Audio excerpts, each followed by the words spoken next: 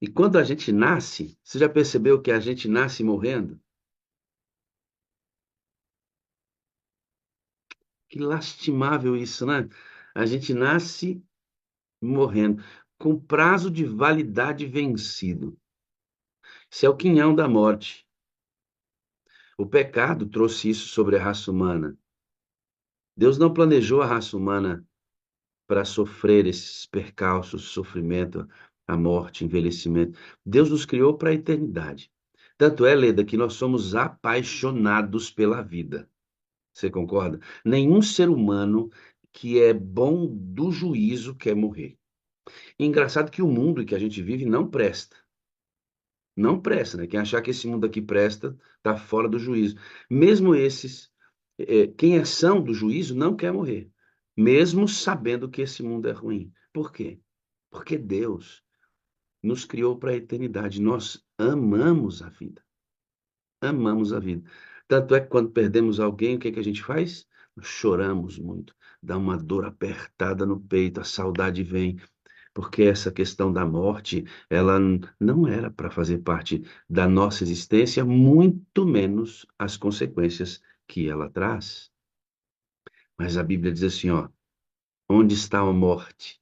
O seu arguilhão. Onde está a morte, a sua capacidade de tirar a felicidade dos meus filhos? Por que que a Bíblia pergunta isso? Porque a morte, amados, foi vencida por Jesus Cristo. Ele morreu e ressuscitou. Quando Jesus morre e ressuscita, ele pode encarar a morte, esse inimigo letal, dolorido, que magoa a gente.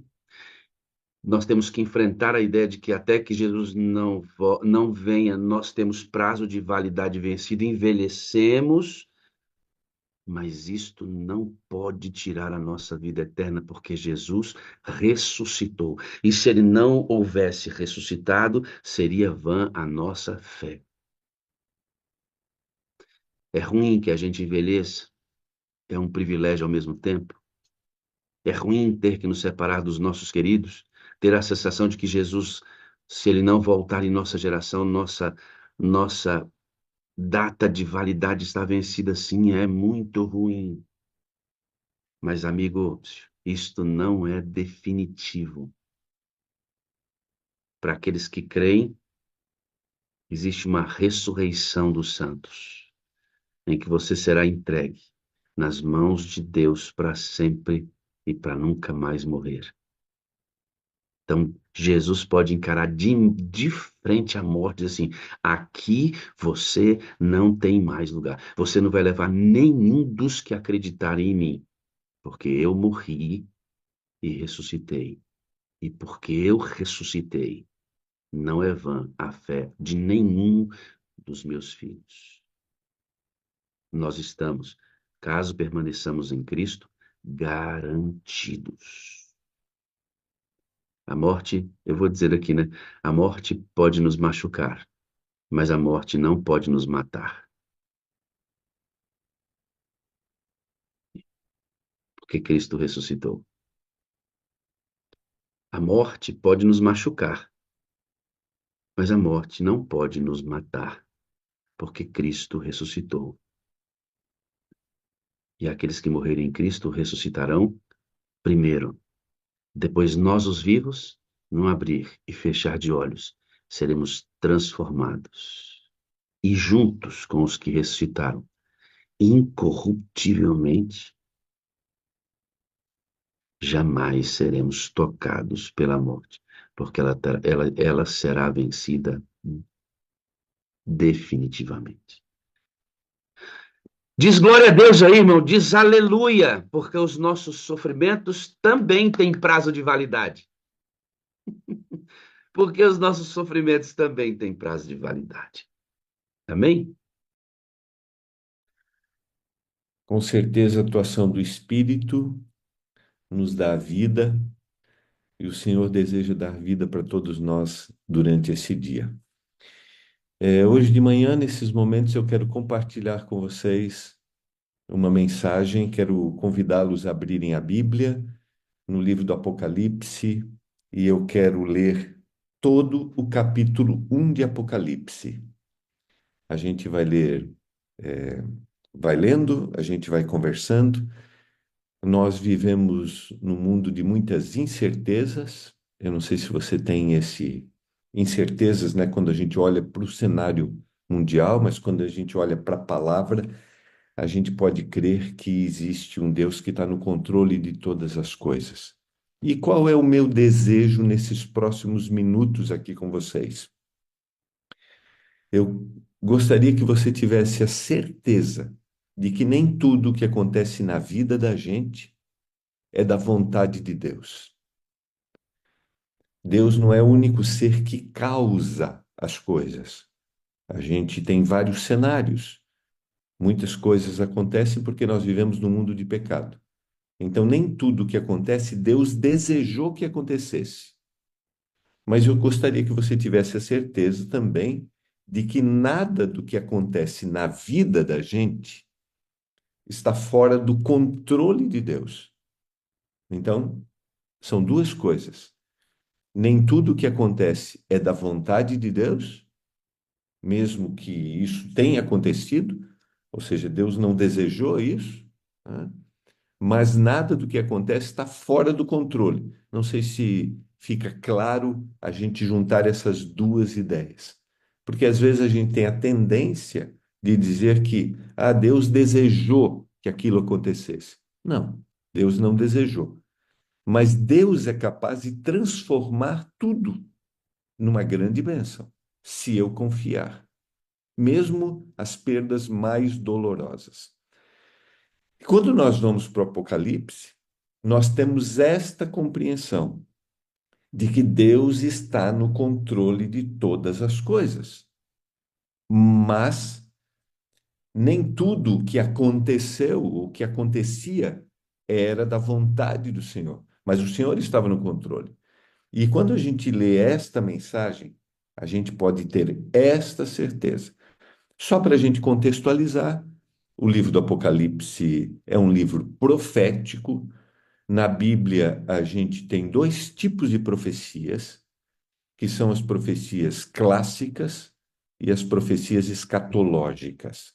As clássicas são aquelas profecias que eram condicionais, profecias que se referiam especificamente ao povo de Israel, ao povo judeu no Antigo Testamento. Havia uma condição para que elas se realizassem. E a profecia escatológica é aquela que vai acontecer nos últimos dias. E às vezes a gente tem a tendência de ler o Apocalipse e a gente não contextualizar a forma ou a maneira como o Senhor estava enviando aquela mensagem. Então vamos relembrar. Acredita-se que o livro foi escrito por volta do ano 95 do primeiro século da era cristã. A igreja cristã estava vivendo um momento extremamente desafiador. Todos os discípulos de Jesus já haviam dormido o sono da morte. João era o único discípulo vivo. João foi o único discípulo que também morreu de morte natural, né? Eu às vezes gosto de mencionar, todos morreram de morte matada, João foi o único que morreu de morte morrida, né? Morreu naturalmente, morreu de velhice. Ele está bem velhinho, a gente não sabe designar exatamente, mas entre 80 e 90 anos é a sua idade quando ele vai escrever. Ele vai sair da ilha de Patmos, onde ele está exilado, e lá vai receber as revelações, vai escrever o livro do Apocalipse, e aí ele vai escrever o Evangelho de João que nós estamos estudando. O pastor Fernando hoje compartilhou. Um abraço ao meu querido aí, que eu tive o privilégio de conviver, Fernandinho, nesse início de ministério. É, e ele vai, João, receber essa mensagem. Então imagine, João que conviveu com Jesus, que esteve do lado de Jesus. Ele é apresentado nos evangelhos, né? Ele se apresenta como o discípulo amado, aquele que reclinou a cabeça no peito de Jesus, aquele que esteve perto de Jesus, aquele que foi transformado pelo amor de Jesus. Ele vai escrever as suas cartas apresentando Jesus, que é extremamente amoroso, que transformou sua vida. Ele está vendo o tempo passar ele está vendo a situação ficar cada vez mais desafiadora. O imperador romano nessa época é um imperador chamado Diocleciano, e Diocleciano ele se declara como aquele que deveria ser adorado como imperador, e aqueles que não adoravam Diocleciano agora eram perseguidos. Então a igreja cristã está passando por momentos de muitas incertezas, muitas. E dentro desse cenário, você sabe que João vai ser perseguido, João vai ser contestado por sua fé, e ele, de forma milagrosa, ele é salvo da morte, e aí ele é preso na ilha de Patmos. E na ilha de Patmos, ele vai receber essas mensagens. E eu fico pensando, quando eu vou ler o Apocalipse, fico pensando assim, como João se sentia naquele momento. Como é que ele olhava para a vida? Como é que ele olhava para o Senhor? Como é que ele olhava para as promessas? Como é que ele olhava para o amanhã? E eu quero pensar junto com você hoje. E talvez eu estou falando para alguém aqui que tenha incertezas em relação ao futuro. Olha para um cenário social, um cenário político, um cenário econômico, estou falando de forma geral, e pensa assim, o que será? O que vai acontecer? Olha para a sua vida, né? Olha para a sua situação, olha para o seu contexto. Talvez eu estou falando para você que está passando por um momento extremamente desafiador, familiar, financeiro, físico. Olha para o seu casamento, olha para os filhos. Como é que você se sente? Como é que você se volta para o Senhor? Você olha e diz assim: Senhor, me ajuda. Esse era o cenário que João vai receber essa mensagem. E no capítulo 1, Jesus vai se apresentar para João, tá? E eu quero convidar você à leitura agora, junto comigo. Revelação de Jesus Cristo, verso 1 de Apocalipse, capítulo 1. Lembra que a palavra originalmente significa revelação. Então, Apocalipse é revelar as coisas. O Senhor vai revelar coisas e vai se revelar. Revelação de Jesus Cristo, ou seja, o Apocalipse de Jesus Cristo, que Deus lhe deu para mostrar aos servos as coisas que em breve devem acontecer. E que ele, enviando por intermédio do seu anjo, notificou ao seu servo João, o qual atestou a palavra de Deus e o testemunho. A palavra testemunho significa mártir. E João está na ilha de Patmos por causa do testemunho de Jesus. Ele foi martirizado por revelar ao Senhor Jesus Cristo. O verso 2, o qual atestou a palavra de Deus e o testemunho de Jesus Cristo quanto a tudo o que viu. Verso 3, é um verso bem conhecido para aqueles que leem a Bíblia. Bem-aventurados ou abençoados, felizes, são aqueles que leem, aqueles que ouvem a palavra da profecia e guardam as coisas que nelas escritas, as coisas nela escritas, pois o tempo está próximo. Só para dar uma informação, a palavra aqueles ali, bem-aventurados ou abençoados, aqueles, a gente, na nossa tradução, geralmente está no plural, aqueles, mas originalmente a palavra é no singular. Então seria bem-aventurado ou abençoado aquele que lê, e aí aqueles que ouvem as palavras e guardam as coisas. Por que ela é no singular originalmente? Porque essa mensagem deveria ser lida para a igreja. Então, abençoado é aquele que lê e são aqueles que ouvem. E é interessante que na cultura bíblica, o ouvir está relacionado com guardar. Quando o indivíduo ouvia algo, ele estava comprometido com aquilo que ouvia. Dentro da nossa cultura, às vezes a gente ouve, mas a gente não guarda. Ou seja, a gente não se compromete. Entendem?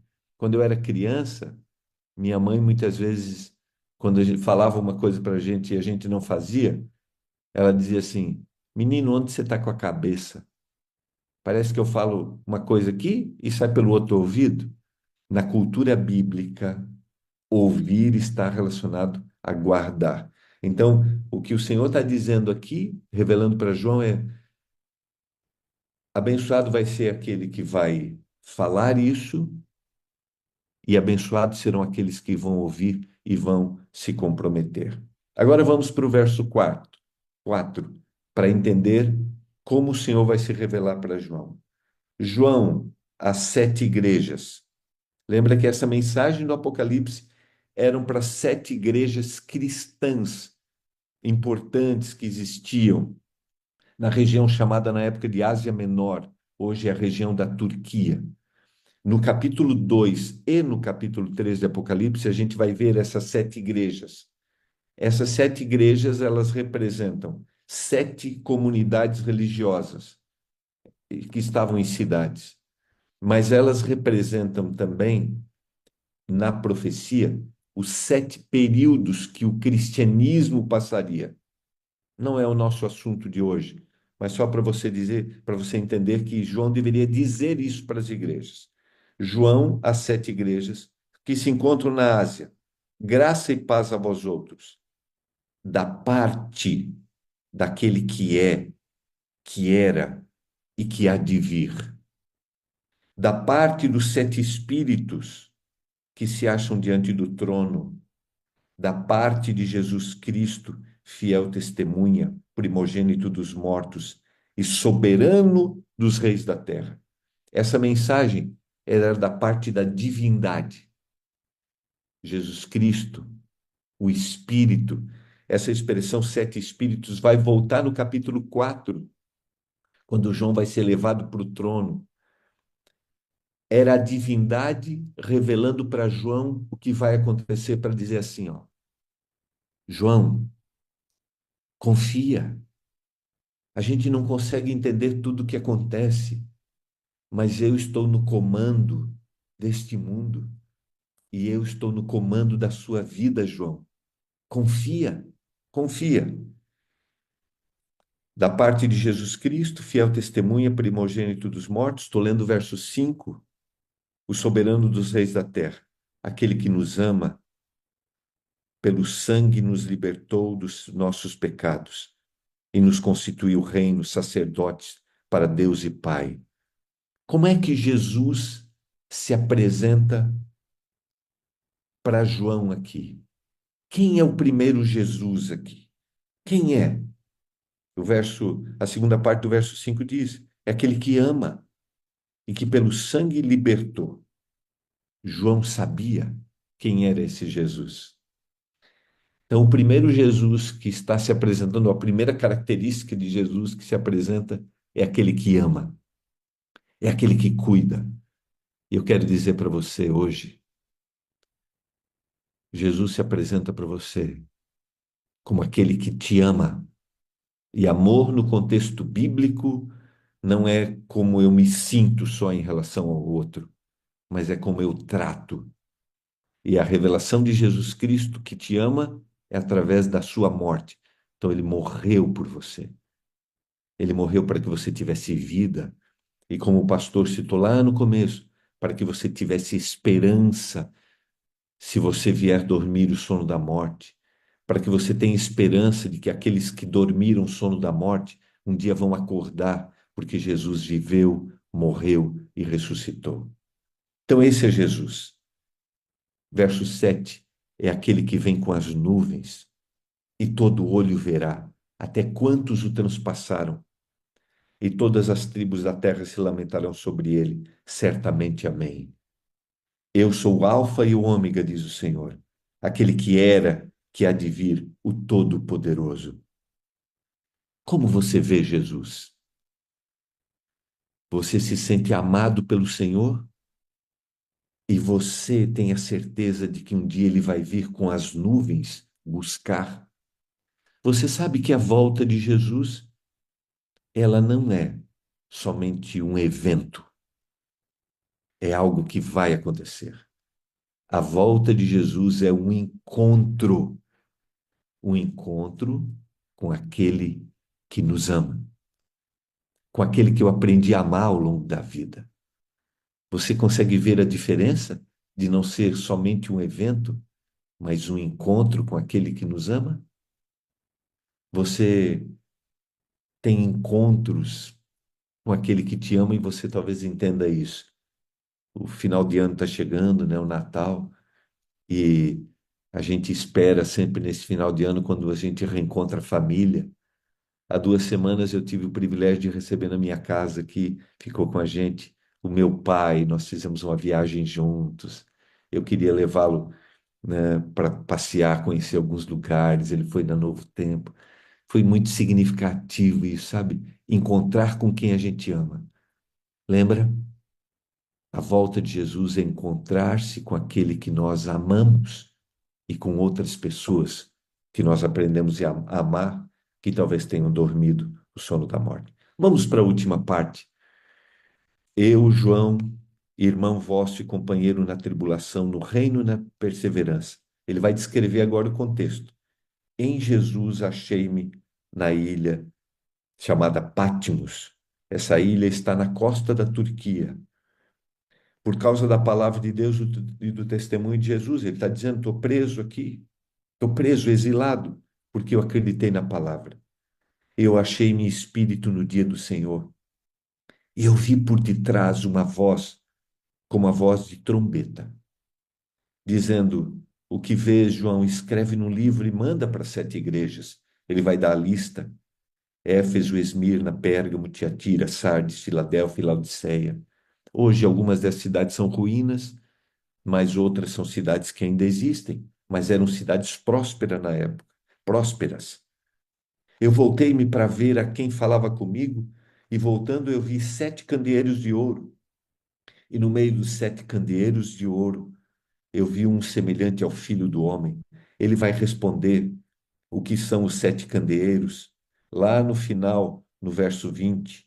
Quanto ao mistério das 7 estrelas que viste na minha mão direita. E os 7 candeeiros, as 7 estrelas, são os anjos das 7 igrejas. E os candeeiros são as 7 igrejas. O que João está vendo aqui, queridos? João está vendo o Senhor comandando essas 7 igrejas.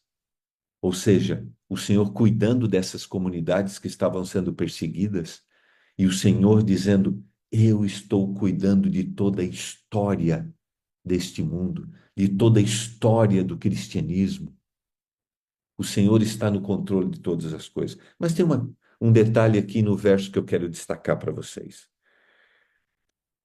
Por onde, ou de onde, qual era a localização que João ouvia a voz daquele que falava com ele? De onde a voz falava? Era por onde? Por detrás. Está lá no verso 10. Ouvi por detrás de mim grande voz, como voz de trombeta. Ele ouvia por detrás. E aí ele se vira. Ele se vira. É interessante que na cultura bíblica, na cultura hebraica, o futuro, ele não está diante da gente. O futuro que está, o que vai acontecer, o indivíduo está de costas para isso. Eu, na minha cultura ocidental, eu olho para o futuro olhando assim, como estou olhando para vocês. Mas na cultura bíblica, eu teria que estar de costas para olhar para o futuro. Andar de costas. Isso é simples? É fácil? É fácil andar de costas? Quando você andaria de costas? Se alguém estivesse te guiando, né? Se alguém estivesse te guiando, e esse alguém que estivesse te guiando fosse alguém que você confiasse. Você andaria de costas, sendo guiado por alguém que você não conhece? Não, não é? Então, olha que interessante. João vai se virar. João se vira. Voltei-me para ver quem falava. E eu vi a história deste mundo. E eu vi o Filho do Homem guiando essa história. E ele faz uma descrição no verso 13, no verso 14, de como Jesus se apresenta. Vestes talares, cingido à altura do peito, com uma cinta de ouro, a cabeça de cabelos, os cabelos eram brancos, como a alva lã, como neve, os olhos como chama de fogo, os pés semelhantes ao bronze polido, como refinado numa fornalha, a voz como voz de muitas águas, e tinha na mão as 7 estrelas, e da boca saía-lhe uma afiada espada de 2 gumes, e o seu rosto brilhava como o sol na sua força. Lembra, no início do capítulo, Jesus se apresenta como aquele que ama, aquele que morreu. E aqui, Jesus se apresenta como um rei poderoso, o rei que está no controle de todas as coisas, o rei que está no controle da história. João se vira e vê Jesus Cristo guiando a história, guiando a vida dele, dizendo assim: João, você não entende. Talvez você olhe para tudo isso, você está aí na ilha de Patmos, preso, você olha para o mar e parece que não há solução, né? Quando João vai dizer lá profeticamente que o mar já não existe na nova terra, é que não há mais separação. Lembra, João está separado da comunidade cristã, João está separado dos seus irmãos, João está vivendo uma vida solitária. Mas o Senhor está dizendo assim: João, você não está sozinho. Você tem um porto para voltar. Essa semana eu vi um trecho de uma entrevista de uma brasileira, filha do Amir Klink, a Tamara Klink, que cruzou o Atlântico sozinha, ficou na Groenlândia no período do inverno sozinha. E ela disse: uma das coisas que eu aprendi com os meus pais, que foram velejadores, são velejadores, é que se eu naufragasse, eu tinha um porto para voltar. João está longe, mas o Senhor está dizendo para ele assim: João, você tem um porto para voltar. E o Senhor se apresenta como poderoso, aquele que morreu, mas agora ele é um rei poderoso. Eu quero ler os últimos versos, 17 a 20. Quando eu vi, eu caí aos pés como morto.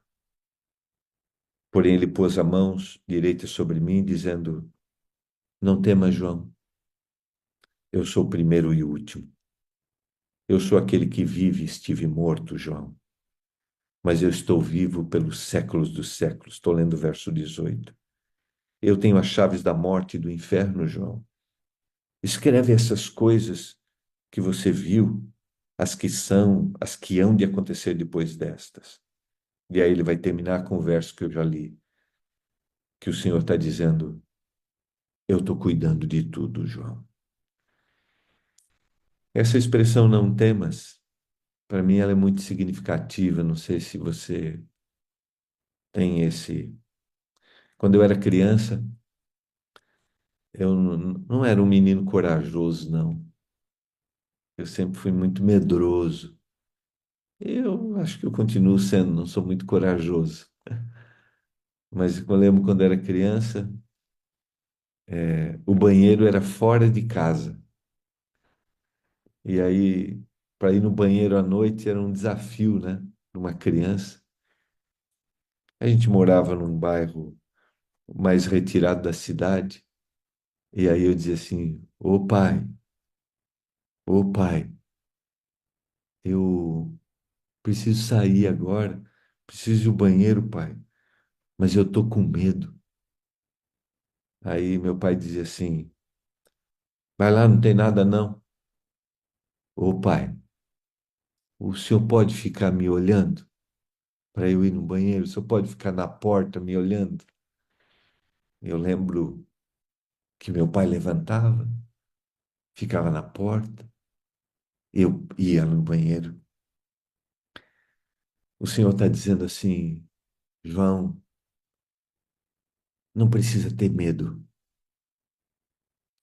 Eu estou olhando para você. Nem tudo que acontece, João, é da minha vontade, mas nada do que acontece está fora do meu controle. Hoje você e eu temos um dia desconhecido. Nós temos um dia desconhecido. Nós não sabemos o que vai acontecer. Quando entra governo, sai governo, quando estoura uma guerra, quando uma guerra se perpetua, nós não sabemos o que vai acontecer. Nós até queremos conjecturar, nós às vezes até queremos confiar em pessoas, em seres humanos, e às vezes nós achamos que a transformação, que a solução para esse mundo irá vir de pessoas que são constituídas, que são colocadas. Mas eu quero dizer para você que a mudança, a transformação desse mundo, ela vai acontecer através da volta de Jesus. E enquanto ele não vem, o Senhor está dizendo assim: não tenha medo, eu estou cuidando de você, eu estou cuidando da sua vida. O Apocalipse me revela que o Senhor me ama e que Ele é poderoso e Ele está cuidando de mim, da terra, da história deste mundo, por mais trágicas que às vezes sejam as situações. Eu quero concluir fazendo um apelo para o seu coração e para o meu coração hoje de manhã. Eu não sei como você está vivendo, não sei como está a sua situação, não sei qual é a sua realidade, mas você gostaria, você deseja, você quer hoje de manhã dizer assim: Senhor, cuida de mim. Você quer andar de costas, você quer andar de costas, você deseja andar de costas, dizendo assim: Senhor, eu quero me virar e quero olhar um rei poderoso que está cuidando de mim. Por isso, eu não preciso temer. E o Senhor diz para você, querido, hoje de manhã, o que ele disse para João: João, não tenha medo. Eu sou o primeiro e último, aquele que vive e estive morto. E eu estou vivo pelos séculos dos séculos. E eu tenho as chaves da morte e do inferno. Eu quero orar nesse momento, para que a gente tenha essa certeza, a gente se apegue nessa certeza, diante das dificuldades e dos desafios que a gente terá, que a gente tem, ou que talvez se levantarão amanhã. Vamos orar juntos por isso. Pai do céu, obrigado pela tua palavra. Às vezes a gente olha para a vida, para aquilo que acontece com a gente, e a gente não vê perspectiva, a gente perde esperança. Talvez eu estou falando hoje para alguém que está lutando com a sua saúde física, lutando num contexto familiar, lutando com seus desafios econômicos. Eu não sei, mas o Senhor sabe, os teus olhos estão ali. E o Senhor está falando por trás, no ouvidinho dessa pessoa, dizendo: não tenha medo, eu estou com você. Eu estou no controle da história da sua vida. Confia em mim, entregue-se a mim e tenha certeza de que um dia você vai me ver para viver a eternidade. Senhor, nós nos rendemos a Ti. Obrigado, porque o Senhor nos ama. O Senhor é aquele que morreu, mas é aquele que vive, aquele que sabe todas as coisas. Continua cuidando de nós, deste grupo, daqueles que ainda ouvirão esta mensagem, em nome de Jesus. Amém. Queridos, que Deus continue abençoando você. Quero aproveitar e convidar você a assistir. Eu tenho o privilégio de estar na TV Novo Tempo, de segunda a quinta, das 7h30 às 8 da noite, no programa Escola Bíblica. E eu quero te convidar Tem reprise também de manhã às 7h30, tá bom? É, eu não sou um indivíduo que uso muito as redes sociais para falar, né? Essa será uma decisão para um segundo momento, por causa das inúmeras atividades, mas você pode assistir alguns recortes do Escola Bíblica lá no Instagram, são breves mensagens, tá? Tanto no Instagram do Escola Bíblica, Escola Bíblica, como do Gilmar Batistotti. Que Deus continue cuidando de você, cuidando da sua família. Pastor Wagner, um privilégio poder, nessa manhã, cedinho, compartilhar esta mensagem, ouvir esses momentos com vocês, celebrar.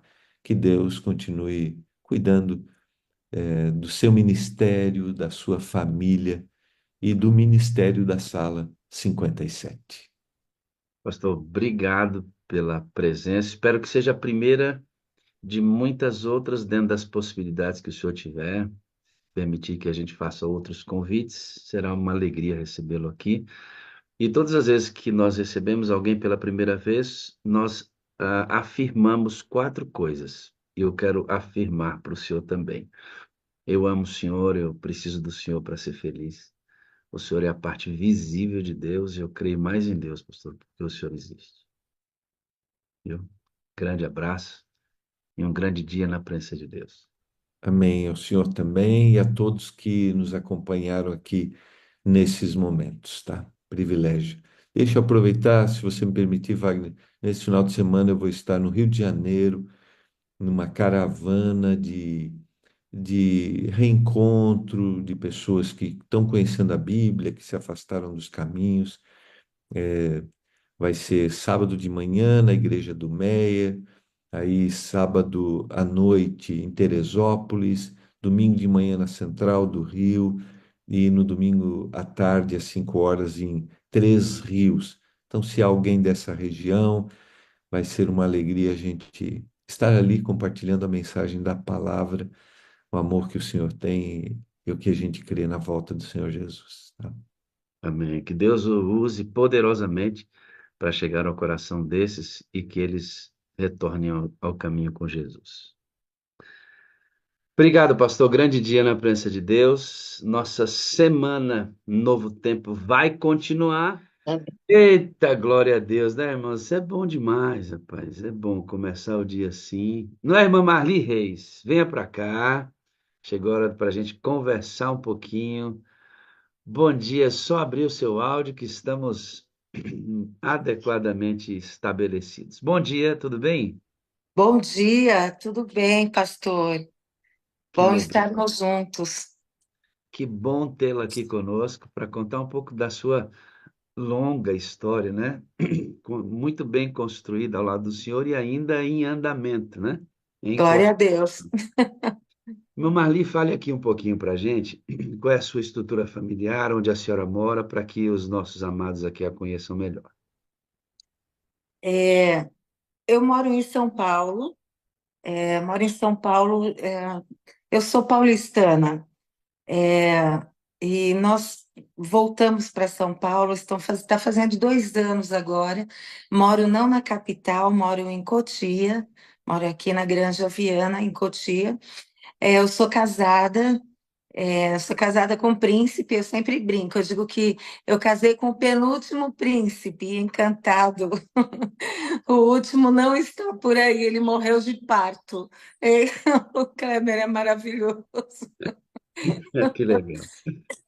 Eu tenho 3 filhos, meus filhos são adultos, é, eles moram na capital, os 3 motivos pelo qual nós voltamos para cá após terminar nossa jornada ministerial oficial. Meu marido se jubilou há 5 anos e nós ficamos 3 anos ainda em Penedo, no Rio de Janeiro.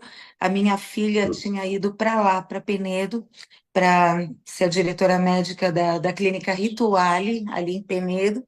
E enquanto ela esteve lá, nós moramos lá em Penedo com ela.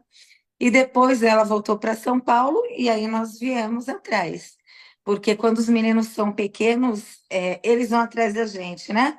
Quando eles ficam adultos e nós já estamos dobrando o cabo da Boa Esperança, aí são os pais que seguem os filhos. Quando eles são pequenos, eles nos seguem e nós cuidamos deles. É isso Eles aí. ficam grandes, nós os seguimos e eles cuidam de nós. É bem isso, e graças a Deus por isso. Eu tenho filhos muito especiais, é o Werner, o Ender e a Tami. Eu tenho duas noras e um genro, o Felipe, a Isa e a Noélia. Ainda não temos netos, temos netos pets, né? Gatos e cachorros, e pássaros e peixes, mas ainda não temos essa grande bênção que nós esperamos ter e desfrutar dessa alegria. É Com, isso. Frequento a igreja da Granja Viana, é a igreja do bairro onde eu moro. com 3 filhos, certamente esses netinhos virão por aí. Amém? No momento em que eles decidirem lá, amém, irmão? Amém? Eu recebo a Amém. bênção. Pastor Kleber, ele foi pastor, já jubilou, é pastor, né? Sim.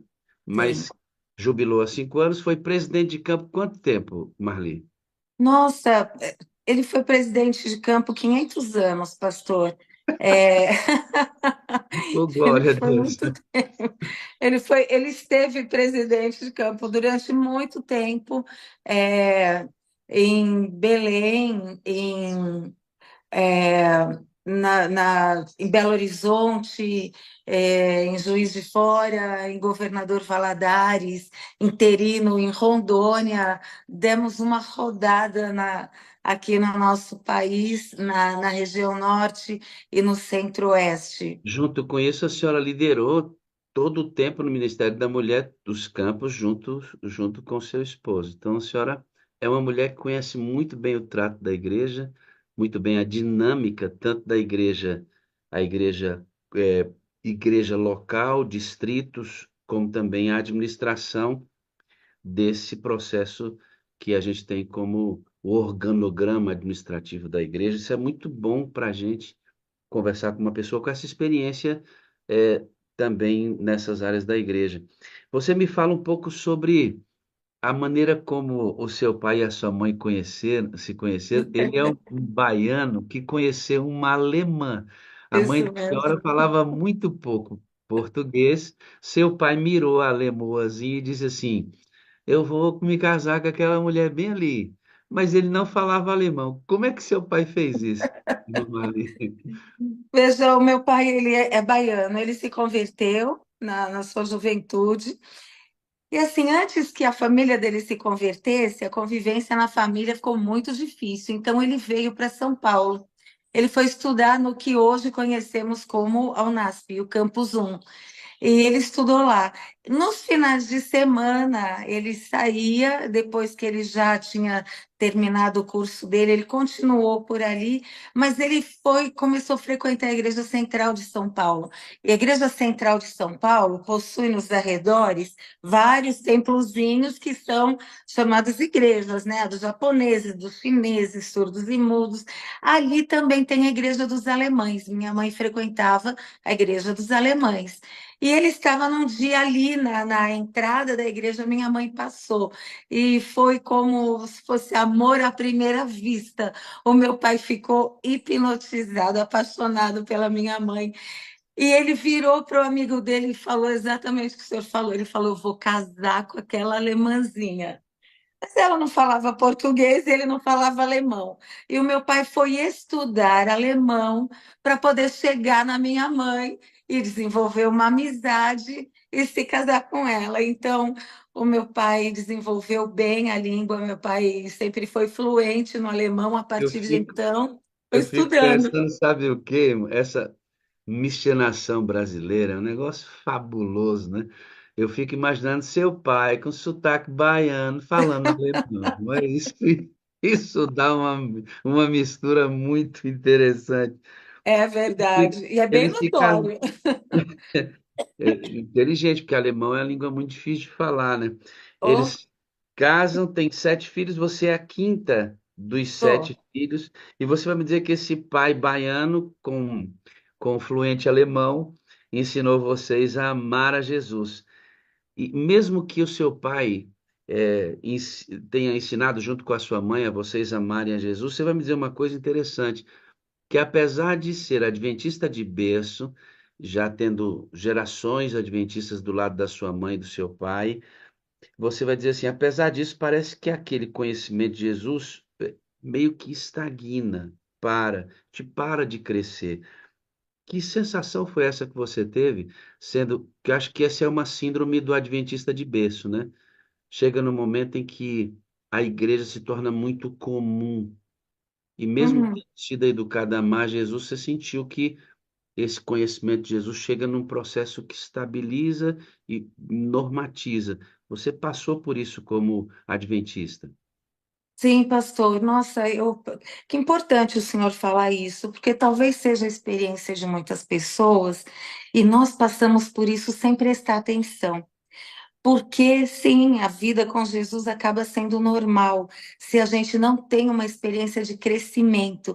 E a verdade é que a maioria, eu não sei, vou falar por mim, vou falar pela minha família, os meus pais foram maravilhosos, meus pais criaram 7 filhos, eles estão todos nos caminhos de Deus, isso é assim, a poder do Espírito Santo, não é humano, entende? Porque com as nossas deficiências, os nossos pecados, os nossos problemas, uma convivência em família, a gente acaba olhando a humanidade de quem está ali e não a sobre-humanidade, né?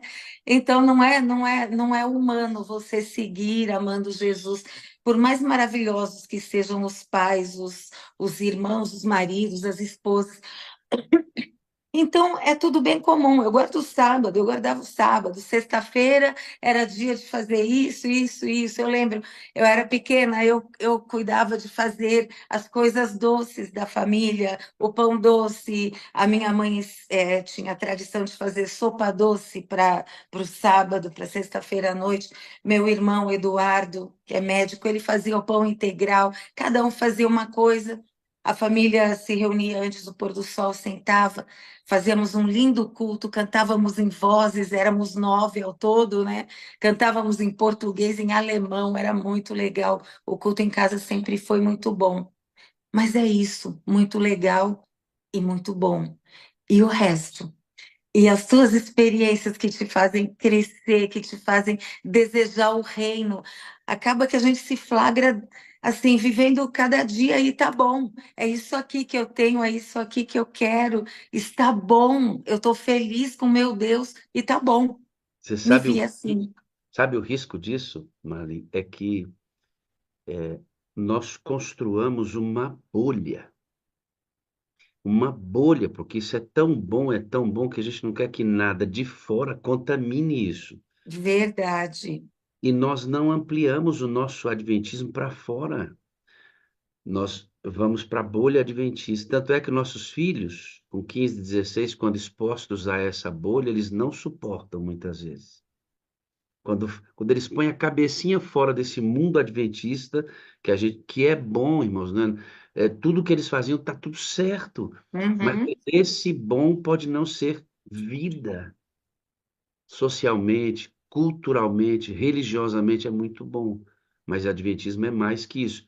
E ela vai provar que de fato é mais que isso, que vai ter que reencontrar um caminho de crescimento, mesmo sendo adventista de berço. E alguém pode pensar assim: ah, estou garantido, eu vim de fora, já experimentei fora da bolha, aqui pode ficar normal para você. Sabia que a sala 57 pode ficar normalzinha para você? Você entrar aqui e gostar tanto aqui desse negócio, eu gosto, e não acontecer mais nada que isso na sua vida, sabia? Pode? Pode Irmão, mesmo, né? a gente tem que colocar o pé e ficar muito atento a isso. Seu papai sempre ensinou você que o evangelho deveria ser pregado. E você casa com um missionário, né? O pastor Kleber, Aham. missionário, e você vendo, isso aqui é importante, vendo o pastor Kleber ministrando, classe bíblica, pregando, você decidiu também pregar a palavra e disse aqui para mim: encontrei na missão minha verdadeira felicidade. Fala um pouquinho como é que você encontrou na missão parte dessa restauração ou parte Pregando, dessa. você decidiu também pregar a palavra e disse aqui para mim, encontrei. Eu acho que tem algum áudio seu aberto aí, que ele deu uma filtrada. Vamos continuar, que deu uma vazada de áudio, mas está tudo bem, eu acho que agora. Bom, então como é que foi que a senhora se impactou com essa ideia de que a missão deu vida para o seu adventismo? É, pastor, eu sou paulistana, meu marido é paulistano, mas nós nos encontramos no campo missionário. Nós nos conhecemos em Manaus. Ele terminou teologia e e recebeu 3 chamados, aceitou os chamados de Manaus. Eu morava em São Paulo, meu pai do nada foi visitar um tio meu que mora aqui, mudou também do nada para Manaus, chamou meu pai para ir passear lá, e o meu pai foi para Manaus passear, tirar férias lá com meu tio e não voltou mais para São Paulo. Ligou para minha mãe e falou: "Olha, vende tudo e venha para cá, nós vamos morar aí." Nós fomos para um campo missionário que a gente só ouvia em cartas missionárias, né? Do que acontecia. Eu sou uma pessoa, eu sempre fui muito tímida, muito com medo de falar. Eu estava ouvindo é, o pastor falando, o Batistotti falando, eu sou ainda talvez meio medroso, mas não, eu era muito medrosa, o medo de falar, e o medo de falar em público, e o medo de não conseguir passar a mensagem, seja ela qual fosse. Então, sempre fui muito tímida. E eu agradeço a Deus hoje, porque antes eu não via isso como dom de Deus. O meu marido me introduziu nesse mundo de poder, de precisar, de sentir a necessidade de ministrar as pessoas, de fazer estudos bíblicos. A primeira vez que eu preguei, pastor, o meu marido foi assim, numa quarta-feira. Estávamos em Manaus. Ele parou numa igreja e falou assim: "Marli, vai chamar o ancião para mim, por favor." Nós íamos para a igreja central. E eu fiquei, passamos primeiro na Praça 14. Desci do carro e fui chamar o ancião. E o Kleber falou assim: "Irmão, é assim, eu marquei 2 compromissos, eu marquei estar aqui com vocês hoje e marquei estar na igreja central. A Marli vai pregar para vocês. Que Deus abençoe o culto." Oi? Eu fiquei até sem ação e ele foi embora com minha Bíblia, com minha bolsa, com a minha coragem, com a minha vida, e eu fiquei ali sem olhar. Eu jamais teria começado a pregar, eu jamais. Sim, são 2 momentos. O primeiro, a vontade de matar o Kleber, foi como é que ele pôde fazer isso comigo.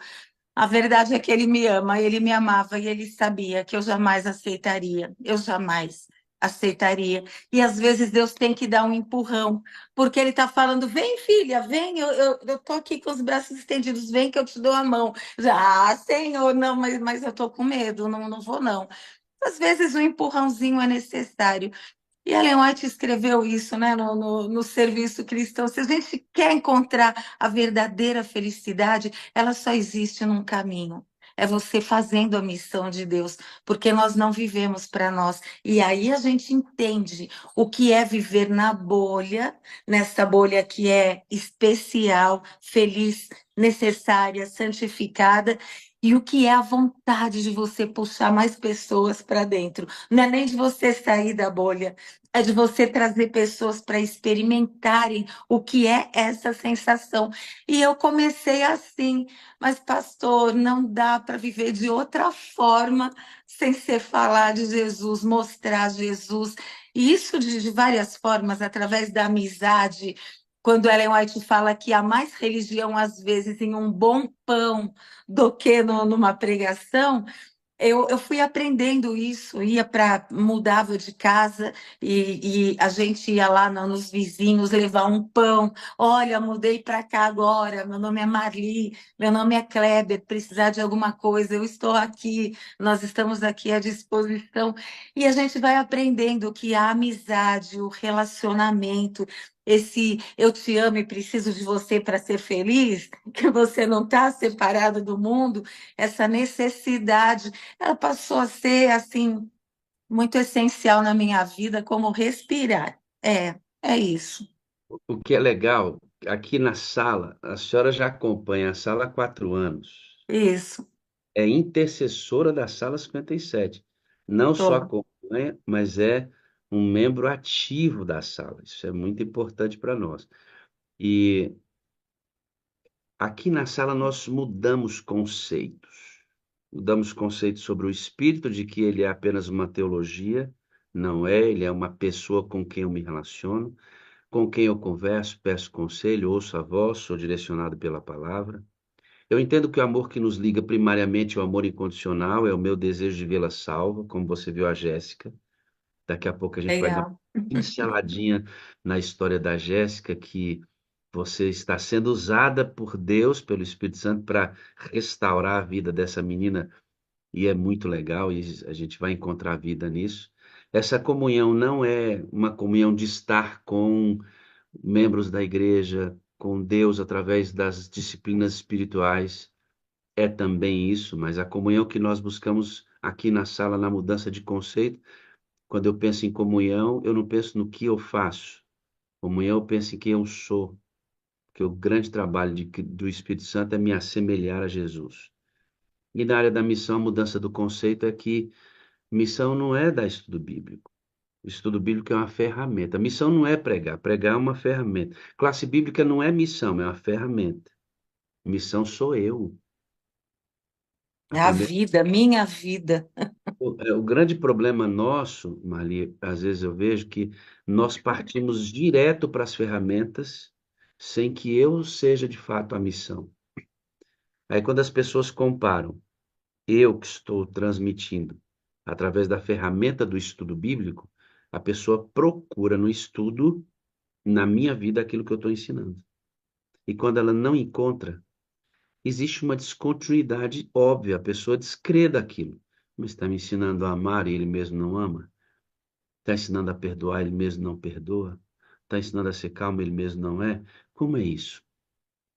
Então, quando você descobre a vida na missão, aqui na sala a gente tem tentado colocar isso na cabeça das pessoas.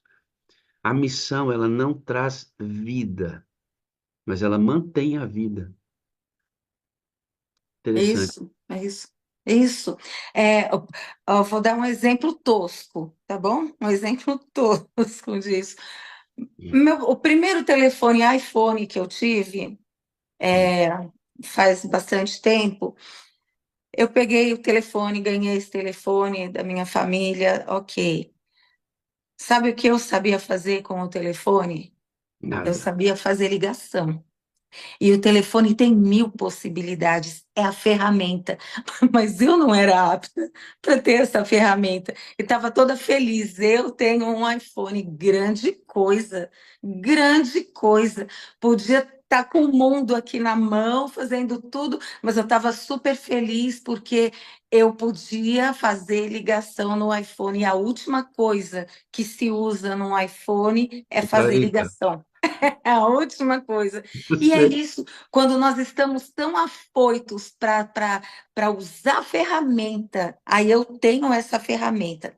Sou adventista, eu sou cristã, eu sou esposa de pastor, eu eu sei sou pregar, isso. sei pregar, eu sei cantar, mas isso não é a questão. A questão Não é a é questão. você é semelhante a Cristo, e esta vida semelhante, que de fato é a missão, que prega é isso. E essas ferramentas só confirmam quem você é. Quando essas coisas são congruentes, ou seja, quando elas são compatíveis, elas têm o poder de transformar e trazer vidas. É É fantástico. verdade, é Isso é verdade. E é o Espírito Santo que vai dizer que ferramenta você vai usar. Por isso que o apóstolo Paulo fala: não se gloria com nada, pelo amor, fantástico. não se gloria. Se tem uma coisa para se gloria no que você está conseguindo conhecer a respeito de Deus, porque o Espírito Santo habitando em você, ele vai te dizer qual ferramenta usar. Hoje, a ferramenta é emprestar mangueira para a vizinha. Amanhã, a ferramenta é você ter feito um biscoito muito gostoso para o teu sábado e você levar para alguém. É você preparar um saquinho de alguma coisa gostosa, útil, saudável e levar sábado de manhã em uma igreja para famílias que você sabe que não tem tanto quanto você. Deus vai usando. É para falar, Deus vai te dizer o quê? Deus falou isso para Josué, eu vou te dizer o que falar. Deus falou isso para Moisés, eu vou te dizer o que falar. O Espírito vai dizendo para a gente que ferramenta usar. Eu creio muito nisso. Então, você que está adorando conosco aqui, como nós compreendemos missão? Missão é você ser cheio do Espírito. Ó. Atos 1:8, né? E recebereis poder ao descer sobre vós o Espírito Santo, e vocês serão minhas testemunhas. Eu Testemunhas. só posso ser testemunha se eu estiver cheio do Espírito. A primeira etapa para você ser um missionário é ser cheio do Espírito. Esta ligação, esse enchimento do Espírito é missão. Bom, recebi o Espírito, sou missionário. Você nem falar nada para ninguém, eu sou missionário, porque o Espírito que habita em mim ama pregar a palavra. O que vai acontecer?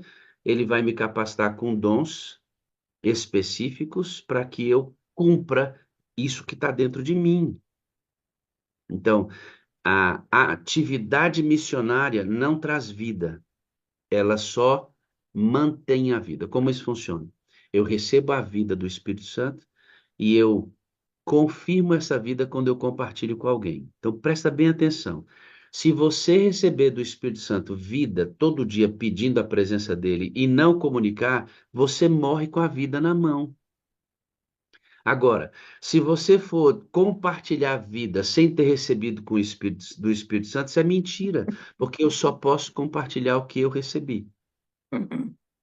Isso precisa ser muito bem e Bem compreendido. trabalhado, né? É verdade. Marli, Aham, pode falar. a diferença entre missão e, como é que eu chamo? Missão e ativismo é uma linha muito tênue. Porque tanto quem faz missão como quem é ativista faz quase a mesma coisa. A diferença é o motivo pelo qual faço essas coisas. Tudo porque você me disse que encontrou essa vida, e de fato a vida, quando ela é compartilhada, fruto do Espírito, essa missão complementa um processo importante. Falando nisso, vamos falar um pouquinho da Jéssica? Ai, Como, olha, aham, como pode é que foi falar. o seu encontro com a Jéssica? O que está acontecendo na vida dela a partir das conexões que ela tem com você? Bom, em primeiro lugar, eu tenho que dizer para vocês que tudo que acontece na vida de uma pessoa é um contexto, né? Então, nem só por causa de mim ela está experimentando o que ela está experimentando. Mas eu encontrei a Jéssica, eu já estava na igreja, eu tinha mudado para cá, para minha igreja, há pouco tempo, e um dia num culto de domingo. Sabe quando você olha para trás por nada? Você olhou para trás. Eu olhei para trás, ela estava lá no fundo da igreja, na fileira do lado de lá, de bancos, triste, triste, triste. Eu olhei para ela e sorri para ela. Quando eu estava saindo, que terminou o culto, toda a igreja veio saindo e ela continuou sentada lá no último banco. Triste, triste, triste. Sabe aquela tristeza que faz que nem o olhar de Jesus entra na alma, você entende que alguma coisa muito, muito grave, muito ruim está acontecendo com a pessoa. Eu dei um sorriso para ela e ela retribuiu o sorriso. E eu falei para ela: você devia sorrir bastante, porque você tem um sorriso bonito. E aí ela ficou assim, conversamos um pouquinho, eu sentei. Bom, resumindo, o que estava acontecendo? Naquele fim de semana, a Jéssica tinha tentado tirar a vida. A Jéssica tentou suicídio. E Deus usou uma pessoa da igreja, a Cidinha, ela era coordenadora da escola, uma das professoras da escola adventista e também anciã da minha igreja, para poder se aproximar dela e fazer amizade com ela. E por causa disso, ela chamou a Jéssica para vir à igreja. E a Jéssica veio à igreja nesse momento tão, tão difícil da vida dela e começamos a desenvolver a amizade ali. E olha, a amizade é um dos veículos enormes e poderosos que o Espírito Santo usa para fazer com que pessoas entendam como o amor de Deus chega até elas. Porque o amor de Deus, ele é manifestado na vida das pessoas através de. É assim, através de. A Jéssica foi recebendo estudos, fomos desenvolvendo nossa amizade, somos amigas de verdade. Ela tem dois filhos lindos, lindos mesmo. É uma menina que está lutando para viver a santidade, a espiritualidade. E há um mês atrás, a Jéssica foi batizada lá na Novo Tempo, numa programação dos médicos adventistas ali. É, A Jéssica também, de vez em quando ela consegue acordar por causa de N situações, ela acompanha também a sala e ela tem recebido esse poder de Deus que começou pela amizade. Deus não se manifestou a ela através de doutrina. Deus se manifestou a Jéssica através de amizade. E depois da amizade, aceitar a doutrina foi uma consequência. Entender o amor de Deus foi assim. Receber esse amor e viver com ele está sendo a experiência diária da vida da Jéssica. Método de Cristo, né? Ele se aproximava com as pessoas, se interessava por elas, era simpático com a situação delas. Ele cuidava das necessidades dessas pessoas, granjeava a confiança, e então ele E dizia, só depois ele dizia. né? Então, é isso, a gente às vezes queima etapa querendo enfiar estudo bíblico nas pessoas sem ter demonstrado amor para elas. A Uhum. palavra fica insípida, ela fica seca, não convincente. Quem convence é a nossa vida. O Espírito Santo usa como principal ferramenta de convencimento a nossa vida. E a É, da Jéssica foi batizada. Tem quanto tempo? um mês. Um beijo para essa bebezinha, se porventura ela se Ela vai ouvir beijo para depois. você, Jéssica. Parabéns pelo seu batismo. Alegria em saber disso, porque a a Marli faz parte de um grupo de psicólogos da sua igreja. São quantos psicólogos que vocês têm uma rede de atendimento para pessoas que têm necessidade, como essa da Jéssica, serem amparadas aí? Nós temos 12 psicólogos na igreja aqui da Granja, 12 que fazem um trabalho bem legal, tanto para si, pessoal, como estão com um olhar atento para as necessidades de pessoas da igreja e amigos dessas pessoas que Deus vai indicando, né? Tem muita gente que poderia ter uma vida mais feliz se tivesse um direcionamento emocional e não tem condição mesmo de pagar por esse conhecimento emocional, por esse direcionamento. Muitos têm e pagam, e a gente direciona para uma pessoa que tem a fé em Jesus, muitos não têm. E nós, então, podemos atender essas pessoas para ajudá-las a terem uma visão mais centrada e ter uma vida mais feliz, porque.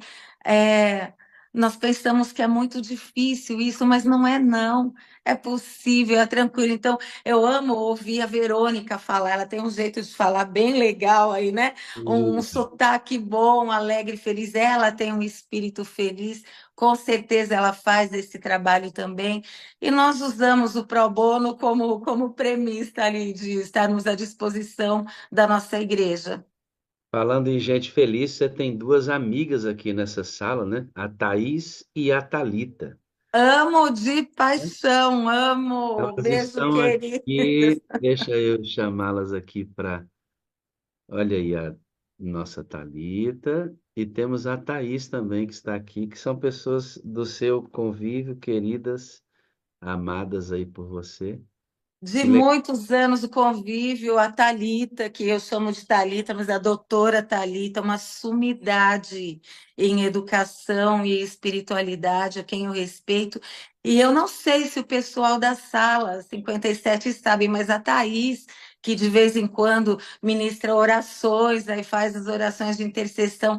Todos os dias que eu entro na sala 57, eu vou procurar ali a Thaís, a Thalita, a Elmira Leodejário lá de Governador Valadares, amiga querida e tantas outras que participam. A Thaís, Thaís fez teologia. Thaís fez teologia. Foi obreira bíblica. Nossa, foi obreira bíblica. Nossa, que honra, né? Vamos, Para gente, para o vamos, Kleber, vamos para ouvir mim. vamos ouvir um bom dia das duas. Bom dia, Thalita. Bom dia, Thaís. Abra um áudio para falar com a gente. Bom dia.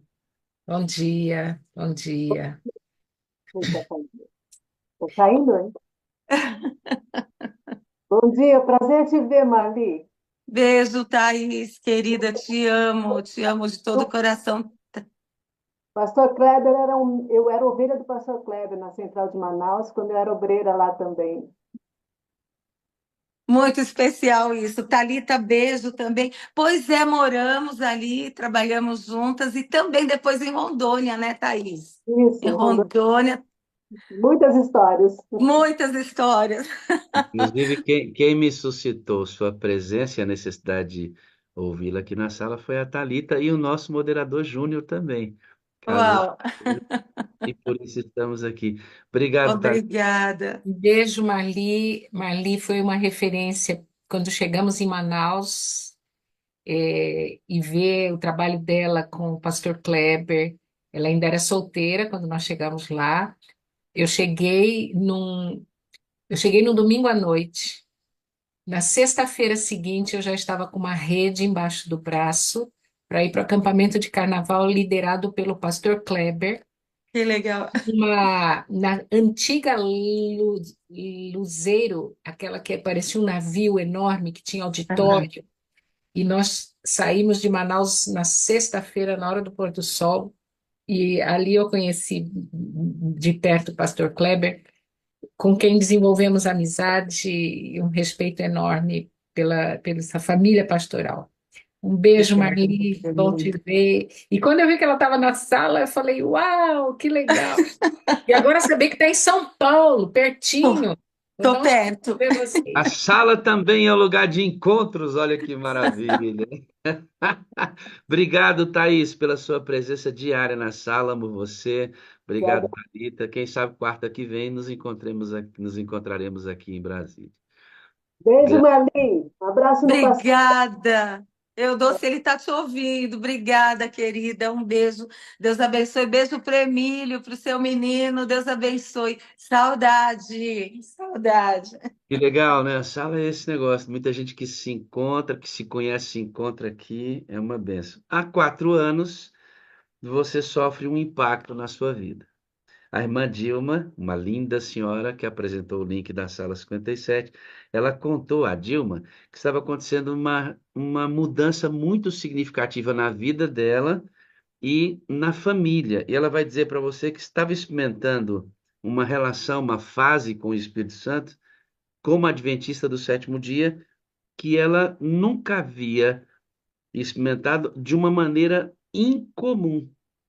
Depois desse convite da Dilma, muito bem feito, você entra na sala para nunca mais sair e se tornar uma das ativas intercessoras desse movimento. Vamos conversar um pouquinho agora sobre esse impacto, porque me interessa muito, Marli, você e Kleber, como eu disse, não só eram membros da igreja, mas eram administradores da igreja, porque você, junto com o pastor, administrava a igreja. Como é que a sala poderia impactar a vida de pessoas já tão experientes, né? Tão vividas, de famílias adventistas, de uma estrutura e uma vivência sólida na igreja. Como é que a sala impactou a vida da Marli? O que que mudou, Marli? Você vai me dizer um monte de coisa e nós vamos trafegar um pouquinho em cima disso. Uma delas foi que você disse que descobriu a madrugada. E olha, eu preciso falar isso para vocês, para todos vocês que estão ouvindo. Eu penso que do mundo inteiro eu era a pessoa que acreditava mais veementemente de todo o meu coração que não era necessário levantar de madrugada, porque a fé em Jesus te faz dar para ele o primeiro lugar, não importa qual a hora. Era. Entendam o tempo do verbo. Era o meu pensamento. É, eu tenho 3 filhos, desde que meus filhos eram pequenos, a minha dedicação era completa para eles, era total. E vocês sabem, aqueles que têm filhos, que estão, a maioria, é o tempo todo que você gasta para cuidar, para ensinar, para ministrar, para acompanhar. Então, eu dormia sempre muito tarde. e eu acordava cedo, e eu acordava às 6 horas da manhã, eu tinha muito orgulho que eu acordava às 6 horas da manhã, eu acordava, quando eu tive os meus filhos, eu passei a acordar 5h30 da manhã para fazer minha devoção, e acordar minhas crianças às 6, porque eu achava saudável, e eu gostava quando eles acordavam cedinho, eles iam para a janela, olhar passarinho cantar, olhar o sol nascer, eu achava isso tão lindo, e eu queria isso para a vida. Mas acordar de madrugada, quando começou a ter jornadas de Oração. é, aham, as jornadas de mordomia, de repente, assim, de uma hora para outra, alguém falou: Olha, acordei de madrugada, e o outro falou: Ah, eu acordei de madrugada. Isso acabou sendo a jornada da madrugada. 40 madrugadas com Deus, 40 madrugadas com Deus. E não era esse nome, e eu dizia: Gente, mas não é 40 madrugadas com Deus. Mas a Dilma me falou dessa sala e ela estava muito impactada com isso, as milhares de pessoas que estavam ali de manhã, como a gente vê aqui, 4, 5 mil pessoas, 6 mil pessoas ao vivo, ouvindo, assistindo, em comunhão. A Dilma ficou impactada com isso e ela me falou, Marli, tenho que te falar, eu estou acompanhando um culto que eu nunca vi nada igual. Ah, é a sala 57. Eu falei, que quer dizer sala 57? Ela falou, eu não sei, só sei que é muito, muito bom. Então, quando o senhor começou a falar aí agora antes o que era a sala 57 e falou assim, que tem pessoas que dizem, de novo, o senhor vai falar sobre isso? Eu vou falar sobre isso porque você ainda não sabe explicar. Kleber e eu começamos a rir aqui na sala. A gente começou a rir porque eu achei muito perfeito isso, o aprendizado vem pela repetição e não importa a idade que tenhamos, né? Eu falei, Dilma, manda o link para mim, eu vou assistir. Ela falou, amiga, mas olha, se quiser entrar no Zoom, 5 horas da manhã já não dá mais para entrar. Eu achei um exagero. Eu 3 para 5 eu fui abrir o Zoom, eu não Já é. entrei, já Já é. tinham 1.000 pessoas lá, não entrei. Então, entrei pelo YouTube. No outro dia, 5 para 5, 7 para. Não, eu não conseguia. Pastor, durante muito tempo eu não conseguia entrar no Zoom. Mas eu achava isso muito belo. E eu comecei a acompanhar a sala 57, levantar de madrugada, levantar 5 horas e ficar até às 7, até às 7h30, até às 8. Algumas vezes eu não podia ficar, Você algumas vai, vezes. você vai me dizer que, na sua compreensão, não precisava disso. Um culto de 1 hora, Não, 1h10, 1h30 já era muito. 3 horas, para que isso? Aí você me diz, hoje parece que 3 horas passam tão rápido, né? é, A gente é. está aqui, daqui a pouco deu 3 horas de culto e a gente nem viu acontecer. Não prestou atenção, o dia está Eu, indo. E essa é a maravilha de você estar na presença de Deus. Eu passei a assistir e sabe que Deus vai dando a necessidade, né? Teve mudança em mim, a mudança da visão. Eu sou muito privilegiada, eu tenho um pastor só para mim.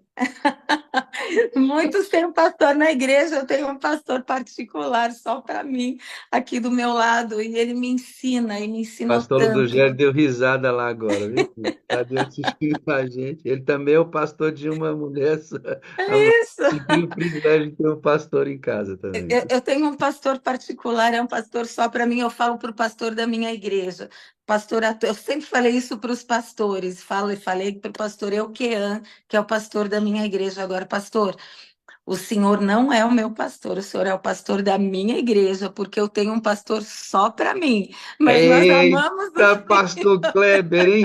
Rapaz, isso é chique demais. Nesse, o pastor Kleber, se ele fez a maquiagem e tal, arrumou, a gente não queria. fez. Não fez. Queria dar uma olhadinha no rosto desse servo de Deus, mas um abraço, viu, pastor? Alegria tê-lo conosco sempre. Uma coisa, Marli, me chama a atenção. Algumas pessoas dizem assim, ó, eu não vou entrar na sala não, porque eu tenho a minha comunhão pessoal. Eu não tenho tempo para isso. E a Marli faz o seguinte, ela já, ela tinha o processo de comunhão pessoal. E algumas pessoas advogam que a sala não deveria ser permanente, porque tira a comunhão pessoal das pessoas. É o contrário. É o contrário. Ela confirma em quem já tem, sabe o que que faz? Adapta para ficar na sala. E quem não tem, aprende a ter. Nós temos uma pesquisa, Marli. Eu vou mostrar essa pesquisa agora, porque acho muito relevante nós cravarmos isto como uma verdade e desmistificar a ideia de que aqueles que vêm para a sala não têm, perdem a sua comunhão pessoal. Eu fiz uma pesquisa aqui na sala, no canal do YouTube, enquanto a reunião estava acontecendo, né? Então, a demonstração dessa pesquisa é válida porque é de quem participa e a quantidade de pessoas pesquisadas valida essa pesquisa. E aí eu vou mostrar aqui para vocês que essa estrutura que acontece com a Marli acontece com todos que são comprometidos. Eu fiz a pergunta, ó. Sua comunhão pessoal, ao fazer parte da sala, se tornou um hábito? Para 71% dos que participam da sala, sim. Para 19 já era um hábito, ou seja, ele só adequou a sala 57 ao seu hábito de comunhão. E 8% disseram não, não fez nenhuma, não significou nada. 1.000 pessoas votaram. 1.000 pessoas votaram. 710 pessoas foram afetadas para melhorar a sua comunhão pessoal depois que entraram na sala. Ou seja, a ideia de que participar daqui me tira a comunhão pessoal não é verdade. Não é verdadeira. E tem muitos fatores que envolvem isso, pastor. Muitos fatores mesmo. Bom, eu é, lendo um parágrafo muito, muito especial, e o Senhor usa isso muitas vezes na sala. O sol não encontrava Jesus na cama. Gente, isso foi muito forte para mim, porque eu já tinha lido muitas vezes, mas nunca fez sentido tão profundo para mim como pós-sala. E a verdade, eu não falo isso a sala não tem nenhum poder místico, não tem mesmo, mas a sala faz a gente parar. E parando, Deus tem chance de falar, porque nós não paramos. Quando ele fala aquietai-vos e saber que eu sou Deus, nós não nos aquietamos, são muitas coisas. Estamos ocupados e preocupados com coisas boas, muitas coisas boas, necessárias, importantes, essenciais. Mas o que é prioridade é a gente parar para ouvir Deus. E quando a gente para, Deus vai dando discernimento, a mente vai abrindo, a minha mente foi abrindo. A mente do meu marido foi abrindo. Acha que um pastor de tantos anos, ele trabalhou durante 41 anos de maneira formal na igreja. Um pastor não precisa de Deus. Aí eu levo em consideração Pedro, João, os apóstolos lá em Atos, né? Eles caminharam com Jesus o tempo todo, mas eles estavam lá indo 3 horas da tarde para a Marli, igreja orar. Marli, deixa eu dizer uma coisa para você. Aqui, nenhuma crítica, né? Eu sou pastor, então eu posso dizer isso, estou Pode falando de mim falar. mesmo. Eu posso falar com autoridade. Se tem uma classe que precisa de Deus, é a classe Ou pastoral. Porque verdade. eles são os mais responsáveis pela comunidade, pelos crentes. Nós somos nós temos carências iguais. Aqui nós desmistificamos o pastor super-homem, homem de aço, que está sempre bem, que não tem problema, que não tem alterações espirituais, que não sofre com tendências pecaminosas, não luta contra pecados, não se desanima. Isso não existe.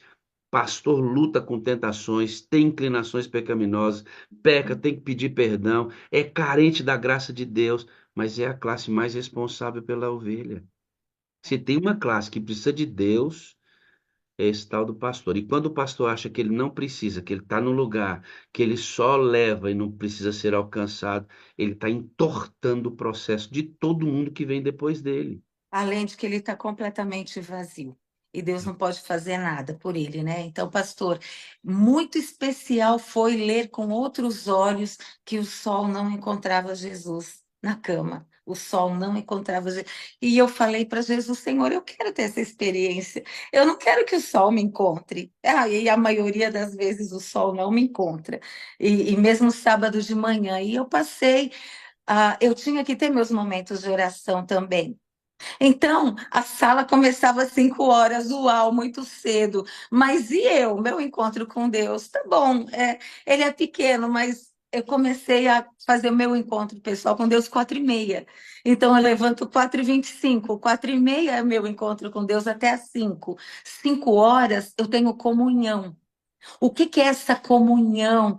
Pastor, é tão especial porque essas milhares de pessoas que vêm para a sala, eu vou para a sala, eu faço parte do grupo de pessoas que influencia outras que vêm, que caem de paraquedas na sala e olham, uau, essa quantidade de pessoas assistindo o culto, deixa eu ver o que está acontecendo aí.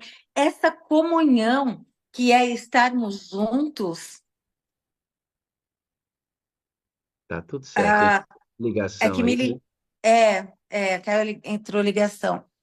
É, essa comunhão não é só com Deus, a comunhão é uns com os outros, e a sala proporciona isso. Eu me obrigo, no começo, eu me obriguei a estar na sala. E depois o Senhor se revelou que essa comunhão com o corpo de Cristo é que fortalece minha fé, porque Deus se revela a mim quando eu paro. Ele se revela de várias formas, mas eu parei, eu dediquei para Ele. Eu digo, muito tempo, 2 horas, uau, cada um sabe que poder quer ter para a sua vida. Cada um decide Ah, quanto poder quer ter na sua vida. você fala Vamos isso ver. aqui, cara, é fantástico, porque assim, ó, esta compreensão de que o poder é proporcional ao desejo da busca. Se eu desejo pouco, tenho pouco. Se eu desejo médio, tenho médio. Se eu quero muito, eu tenho muito. O Senhor dá segundo a proporção e intensidade da busca, o interesse do adorador. Isso está escrito no Espírito de Profecia, com relação à busca no Espírito. Então, a Marli, ela vai puxar a adoração dela para 4h30, individual com Deus, e 5, coletivo conosco. Tem gente aqui que não sai para trabalhar, está aposentado, sabe o que que ele faz? Entra na sala, participa do coletivo e vai para o individual dele. Cada Isso? um Uhum. se desenvolve a partir das suas configurações. Você vai me Exatamente. dizer algo, Marli, que eu fiquei assim, e eu queria que você explicasse para a gente. Que essa declaração nunca apareceu aqui. É a primeira vez que ela aparece e vai ser muito relevante a gente tomar um tempo para discutir isso. Você disse que nunca tinha estudado com profundidade a pessoa do Espírito Santo. Obviamente, você sempre creu no Espírito Santo, Deus, membro da Trindade, mas você diz assim: eu tinha medo de desonrar a Deus pedindo a presença do Espírito. Como era isso? Fala para mim. Dá até vergonha de falar isso. Eu, é, cristã de berço e esposa de pastor e cuidando de ministérios na igreja, eu era a diretora do Ministério da Mulher, da Associação Ministério da Criança, área feminina da Associação Ministerial. Eu aconselhava esposas de pastores e eu tinha medo de ofender a Deus, falando, Senhor, eu quero o Espírito aqui comigo. Ou eu estou dizendo que eu não quero Deus, então. É muito, é muito, é muito confortador a gente entender o que Deus fala na palavra, que Ele não leva em consideração o tempo da ignorância, mas Ele vai se revelando à medida que nós conseguimos compreender. E eu não compreendi tudo, mas eu compreendi muita coisa. Por exemplo, pastor, o que está em Gálatas, capítulo 5, que fala do fruto do Espírito, que o fruto do Espírito é alegria, paz, paciência, mansidão, bondade, benignidade, fé. Essas coisas, o fruto é o resultado de uma caminhada com Ele, com o Espírito, é o fruto da caminhada com o Espírito. E o que a gente pensa? Jesus esteja aqui comigo. Jesus é onipresente, mas não é Ele que está aqui. Ele disse: eu vou. Ele foi. São lugares, e para nós, para nossa compreensão humana, lugares físicos até, tá bom? Vou colocar assim, lugares físicos. Ele disse: eu vou, mas eu vou trazer o outro Consolador. Ele é o Consolador Jesus. Jesus é o Consolador, mas ele mandou um outro Consolador, igualmente, igual, o outro, eu e o outro. Quando Kleber e eu nos apresentamos em alguns lugares, como eles nos chamam? É o casal Reis. É o casal Reis, meu nome é Marli, mas eu sou sim o casal Reis. Quando Deus cria Adão e Eva, os dois receberam o nome de Adão, o casal Adão, porque os dois representavam a mesma coisa. Jesus foi e o Deus Espírito ficou. É Ele, o meu Deus Emanuel. É Ele que está aqui. Então, a minha receber, desenvolver na minha vida o resultado de caminhar com ele, aí me leva lá para Isaías também, Isaías 11, quando a palavra fala para a gente dos Espíritos de Deus, né? Os 7 Espíritos. Eu abri aqui: um ramo surgirá do trono de Jessé, e das suas raízes brotará um renovo. O Espírito do Senhor repousará sobre ele. Que Espírito? Que é o mesmo que ficou com a gente, o Espírito que dá sabedoria, entendimento, o espírito de conselho, o espírito de poder, o espírito de conhecimento, o espírito de temor do Senhor, a divindade. A 7ª é a divindade, Ele, Deus. E eu comecei a entender isso de maneira diferente, especial e profunda. E poder abrir meu coração para o Espírito Santo, dizer: é o Espírito Santo que me revela a salvação que Jesus Cristo veio dar. É o Espírito que me convence do pecado, é o Espírito que abre minha mente para eu entender que determinadas coisas que eu faço, eu falo, eu penso, elas estão em desacordo, porque é a função dele, desse Deus conosco aqui, convencer do pecado, da justiça e do juízo. E aí entra, além de tudo, do entendimento do abrir de mente, o período de tempo que estamos em comunhão uns com os outros na sala. Porque depois que eu fico 2 horas ouvindo falar de Deus, do Deus Espírito Santo, ouvindo falar do cuidado que o Senhor tem por mim, que Ele abre minha mente para me convencer do pecado, eu não consigo levantar e fazer caras e bocas para o meu marido. Eu não consigo levantar o tom de voz para qualquer pessoa que seja, porque eu estava na presença do Senhor. O que tem que acontecer comigo? É eu sair com o rosto iluminado como Moisés e Você fazer vai, brilhar o ambiente. você inclusive vai citar isso, que a sala te dá um desafio de desenvolver esse amor que a gente deve praticar com todo mundo, mas especialmente no seio da família. Compartilhar amor no seio da família, perdão no seio da família, que é o lugar mais desafiador. É o lugar mais desafiador, pastor. Eu tenho um pacientezinho que ele tem 10 anos. E ele, Desculpe, quando você fala que você tem um paciente, porque você também é psicóloga, certo? sim, Ok. isso, eu tenho as pessoas que eu atendo, esse pacientezinho, ele tem 10 anos, e essa semana, na terapia dele, ele falou assim, que ele lá na escola, ele tenta se controlar, ele se controla para não brigar, para não gritar, para não xingar, para não bater, quando ele chega em casa é quando ele relaxa. Aí ele briga com a mãe, aí ele briga com o irmão, aí ele responde. Então, não é isso que a gente faz. Lá fora nós temos uma imagem a cuidar. Aqui dentro eu sou quem eu sou. E aqui dentro é que eu tenho que ser santa. É aqui dentro que a santidade com Cristo, o caminhar com o Espírito Santo tem que fazer a mudança em mim, porque é aqui que as pessoas sabem quem eu sou. É aqui que eles têm que ver que a caminhada com Deus faz mudança na minha vida. Por que eu estou caminhando? O que eu entendi mudou a minha vida? Aí vem os 7 Espíritos de Deus. Eu estou caminhando com sabedoria? Eu estou caminhando no fruto do Espírito, eu estou caminhando com o Espírito Santo, aprendendo, porque ele me dá sabedoria, ele me dá entendimento, para eu entender o certo ou o errado, entender onde a humanidade tem que parar, tem que ser mortificada, esmurrada para a vida de Cristo viver no lugar. E esse entendimento, o conselho, eu poder abrir minha boca e ter palavras de paz, de sabedoria, bons conselhos para a minha vida, para os meus filhos, para o meu marido, para as minhas noras, para o meu genro, para a minha igreja. Isso tem que fazer alguma mudança. O Espírito que dá conhecimento. Eu estou crescendo no conhecimento da palavra. O que eu descobri de novo essa semana na Bíblia, que eu abri? Gente, eu não tinha pensado nisso ainda, eu não tinha visto com esses olhos. Então, essa caminhada com Deus modifica quem eu sou.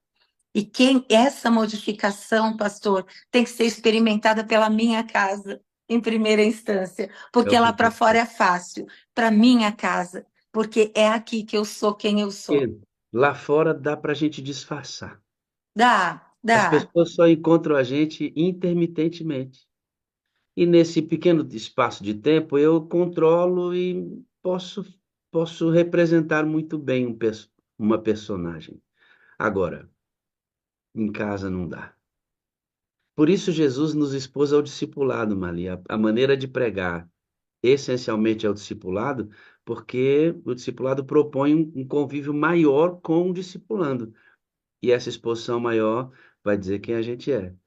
E É Deus, isso Deus mesmo. sabe tudo. Agora, nessa caminhada, eu posso dizer para o nosso grupo que está adorando aqui, que vai ver depois, que ao entrar na sala e experimentar essa vida no Espírito, mesmo com toda a experiência, ao lado de um administrador, uma família ativa, consolidada, você sofre um novo revestimento no seu adventismo? Pastor, com todo o meu coração, eu digo que é verdade. É verdade. É uma nova cara, é uma capinha diferente que foi colocada, um prazer maior de dedicar tempo e estar na presença de Deus, descobertas até mesmo do Espírito, sabe? As formas que o Espírito Santo se revela aos homens na terra, a forma como o Espírito Santo está se revelando a mim todos os dias. Eu alcancei isso depois, sim, que eu comecei a, a ficar esse tempo na sala, a ficar. E olha, não, a gente tem que fazer ajuste. Ah, tem que levantar o café da manhã. Eu consigo ficar até o fim, porque eu não tenho mais filhos pequenos em casa. Eu não tenho um horário de trabalho que eu seja obrigada. Eu consegui organizar meus horários de trabalho nessa altura da vida. Mas ao escolher estar aqui e dedicar esse tempo para Deus, quanta coisa eu aprendi, pastor. Até mesmo a revelação sobre o Espírito Santo. Esse Deus que está aqui, acho que Deus sorri, ele dava risada de mim. Ô, Marli, fala sério, você tá com medo de me desonrar? Sou eu. Marli, sou eu. Você está orando Você, para mim. você me desonra se você não me receber, Marlene. Exato. Você, Como? Você está orando para o Espírito Santo? Sou eu. E aí que tá, é uma beleza tão grande a gente começar a entender um pouquinho. O que eu compreendo é uma pistucha do conhecimento humano de quem é Deus, o Deus Trindade, que a gente não consegue entender porque a nossa mente é mortal, carnal e finita. Mas eu passei a entender Deus. Assim, o Espírito Santo que está aqui, Deus, para cuidar de mim, para me salvar de mim mesma, dos meus pensamentos, das minhas vontades, das minhas tendências. E, e sim, a sala tem esse impacto na vida das pessoas, porque eu volto a dizer, quando nós paramos para ouvir, Deus fala com a gente de uma maneira intensa e incrível, incrível. A sala, Marli, ela é contra a cultura. O John Stott tem um livro chamado Contra a Cultura Cristã. Eu amo esse livro, é um livro preciosíssimo.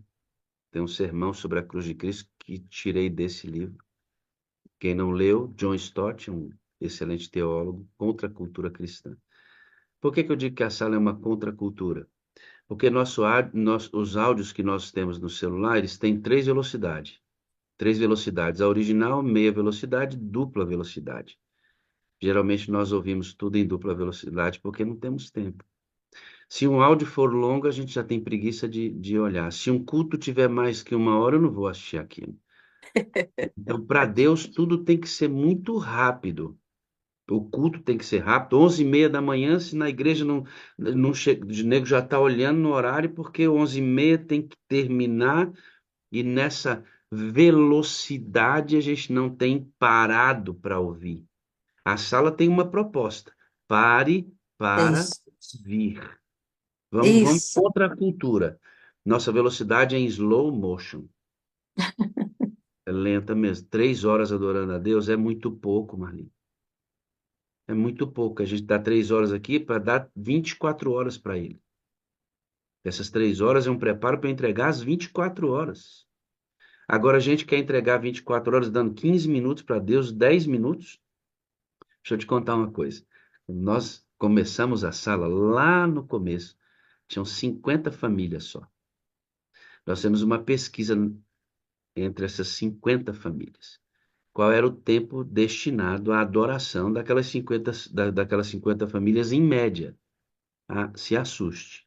Mas a média de adoração familiar daqueles 50 era de 10 minutos diários. E você quer entregar 24 horas com 10 minutinhos para Deus? Não quero dizer que pouca coisa não tenha valor, mas na questão do tempo, tem que ter um tempo de melhor qualidade com Deus. Não dá para ser fast Uhum. food achando que isso vai resolver. E você encontra exatamente esse ponto. Então, nessa organização, sabia que tem gente que começa a adorar conosco aqui, sai para o trabalho, vê uma parte da sala meio-dia, na hora do almoço, e vai terminar de ver a sala no jantar com a família? Olha que legal, né? Porque diferente de você, tem a administração do seu tempo flexível, essas pessoas têm horário fixo, tem que Sim. chegar no trabalho, tem que sair, mas é tão importante para ele congregar e ser alimentado.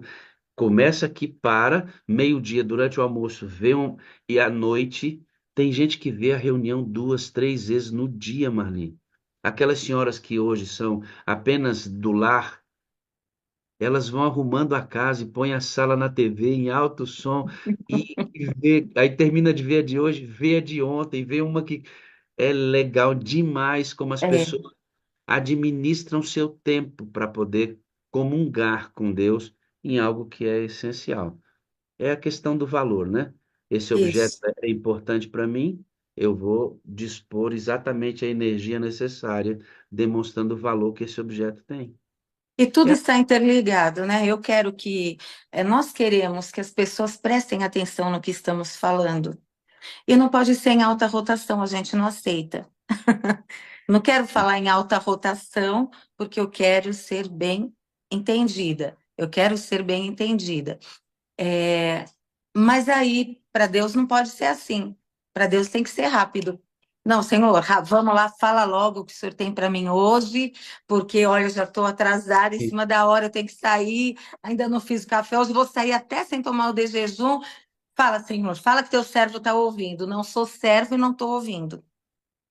Quando eu imponho a Deus condições, eu não sou servo e eu não estou ouvindo. E Deus não fala. É simples assim. Ele nós não queremos, fala. nós queremos que ele nos ouça, mas nós não queremos ouvi-lo, né? Como Não se queremos ouvir. E essa troca é fundamental. Vamos construir uma ideia. Você está em casa, não tem carro, sai para a parada que fica mais ou menos 1 quilômetro da sua casa, e você, no meio do caminho, diz assim: "Ih, rapaz, não fiz o meu culto, não orei. Quem é que volta para casa para orar?" O pensamento é: "Ah, eu oro."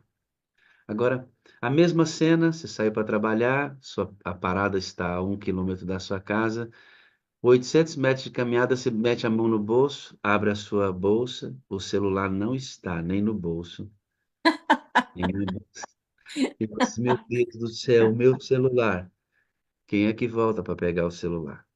Todo mundo. Todo Todo mundo. mundo. Porque a gente não vive sem o celular hoje. Mas a gente tinha que ter a consciência de que não dá para viver sem Deus. É.